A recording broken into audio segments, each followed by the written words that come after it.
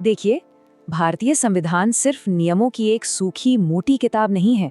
नहीं, ये एक राष्ट्र की धड़कती हुई कहानी है। एक ऐसा दस्तावेज जो समय के साथ मानो सांस लेता है, सीखता है और बड़ा होता है। तो चलिए, आज इसी जीवंत दस्तावेज के पन्नों को पलटते हैं और समझने की कोशिश करते हैं कि ये आज भी हमारे लिए इतना जरूरी क्यों है। संविधान की शुरुआत इन्हीं दमदार शब्दों से होती है, हम भारत के लोग। ये सिर्फ कुछ शब्द नहीं है, ये एक ऐलान है। ये इस बात का ऐलान है कि इस संविधान की असली शक्ति, इसकी आत्मा भारत के लोगों में ही है। ये शब्द हमें हर पल याद दिलाते हैं कि इस महान राष्ट्र की नींव उसके नागरिकों पर ही टिकी है। चलिए अब जरा संविधान के दिल में झांकते हैं, यानी इसकी प्रस्तावना, जिसे अक्सर संविधान की आत्मा भी कहा जाता है। आप इसे एक तरह से पूरे दस्तावेज का आईना समझ सकते हैं, जो इसके मूल दर्शन और इसके ऊंचे आदर्शों को हमारे सामने रखता है। तो इन भारी भरकम शब्दों का असल में मतलब क्या है? संप्रभु, लोकतांत्रिक, गणराज्य, ये सब तो ठीक है, लेकिन एक दिलचस्प बात है यहाँ। ये जो शब्द है ना, समाजवादी और धर्मनिरपेक्ष, ये शुरू से नहीं थे। इन्हें 1976 में 42वें संशोधन के जरिए जोड़ा गया। अब सवाल उठता है क्यों?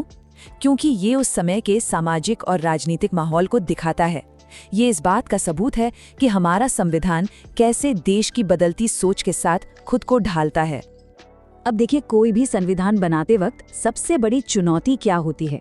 वो होती है सरकार की ताकत और नागरिकों के अधिकारों के बीच एक सही बैलेंस, एक सही संतुलन बनाना। तो फिर सवाल ये है कि भारतीय संविधान इस मुश्किल काम को कैसे करता है। चलिए देखते हैं। यहाँ एक बहुत ही कह सकते हैं खूबसूरत संतुलन बनाया गया है। इसे ऐसे सोचिए, एक तरफ है मौलिक अधिकार। ये वो अधिकार हैं जिन्हें तोड़ा नहीं जा सकता, जैसे कि बोलने की आज़ादी। अगर कोई इन्हें छीनने की कोशिश करे तो आप सीधे अदालत का दरवाज़ा खटखटा सकते हैं। और दूसरी तरफ है नीति निर्देशक तत्व। ये सरकार के लिए एक गाइड बुक की तरह हैं। वो लक्ष्य हैं जिन्हें हासिल करने की कोशिश करनी है, जैसे कि ग्राम पंचायतों को मजबूत बनाना। तो ये अधिकारों और आकांक्षाओं के बीच का एक बेहतरीन तालमेल है। सोचिए, हमारे संविधान को बनाने वाले कितने दूरदर्शी थे। वो ये बात जानते थे कि आने वाला समय नई चुनौतियां लेकर आएगा। इसीलिए उन्होंने संविधान को पत्थर की लकीर नहीं बनाया। नहीं, उन्होंने इसमें बदलाव की गुंजाइश रखी, ताकि यह हमेशा प्रासंगिक बना रहे, हमेशा हमारे समय के साथ चले। और इस बदलाव की गाड़ी का इंजन क्या है? वो है आर्टिकल 368। यही वो अनुच्छेद है जो हमारी संसद को ये शक्ति देता है कि वो समय के साथ संविधान में जरूरी बदलाव कर सके। अगर ये इंजन न होता तो शायद हमारा संविधान वक्त के साथ अप्रासंगिक हो जाता। चलिए जरा टाइम मशीन में बैठकर कुछ जरूरी पड़ावों पर नजर डालते हैं। 1951 में हुआ पहला संशोधन, जिसने जमीनी सुधारों का रास्ता खोला। फिर 1976 में आया एक बड़ा तूफान, 42nd संशोधन, जिसे मिनी कॉन्स्टिट्यूशन तक कहा जाता है। इसने बहुत कुछ बदल दिया। और इसके ठीक बाद 1978 में 44th संशोधन ने सत्ता के दुरुपयोग को रोकने के लिए कई सुरक्षा कवच जोड़ दिए। और फिर 1992 में 73वें और 74वें संशोधन ने लोकतंत्र को गांव-गांव, शहर-शहर की गलियों तक पहुंचाया। अगर ये समझना है कि संशोधन अधिकारों को कैसे बदल सकते हैं, तो इसका सबसे बड़ा उदाहरण है संपत्ति का अधिकार।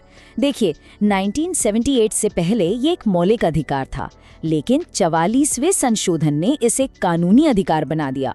अब इसका आम आदमी पर क्या असर पड़ा? इसका मतलब ये हुआ कि देश के विकास के लिए, जैसे सड़क या बांध बनाने के लिए, सरकार कानून के दायरे में रहकर जमीन ले सकती थी। मतलब सामाजिक हित को व्यक्तिगत हित से ऊपर रखा गया। अब आते हैं उस चैप्टर पर जो संविधान का सबसे बड़ा स्ट्रेस टेस्ट है, यानी आपातकाल या इमरजेंसी। ये वो प्रावधान है जो असल में ये परखते हैं कि संकट के समय हमारा लोकतंत्र कितना मजबूत खड़ा रह सकता है। तो देखिए, हमारे संविधान में 3 तरह की इमरजेंसी बताई गई है। पहली है राष्ट्रीय आपातकाल। सोचिए, जब देश पर कोई बाहरी हमला हो जाए। दूसरी है राज्य में आपातकाल, यानी राष्ट्रपति शासन, जब किसी राज्य में सरकार चलाना ही नामुमकिन हो जाए।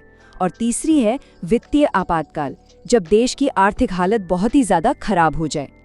और यहीं पर संविधान ने अपने अतीत से एक बहुत बड़ा सबक सीखा। 1975 के आपातकाल के कड़वे अनुभव के बाद 44th संशोधन ने एक बहुत ही जरूरी बदलाव किया।